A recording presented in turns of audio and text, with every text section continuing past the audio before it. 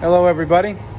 Today I'm going to be showing you a new tool that I got. Well, it's new to me.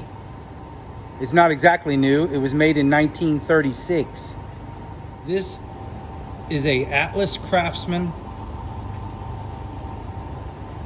Model 101 12-inch swing with a 42-inch bed in near perfect condition.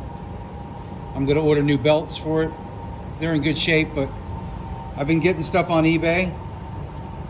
Got original wrenches. Found a steady rest. Got a Jacobs chuck with a number 2 taper, original. Got this other piece for attaching stuff.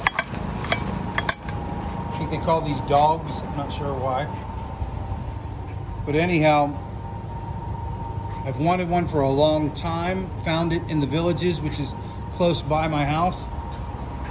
Everything original with the exception of, I think, of the motor. But the motor, I think, is from the 60s. Anybody who wants to check that number, you'll see it's from the first year that they ever came out with it. 1936.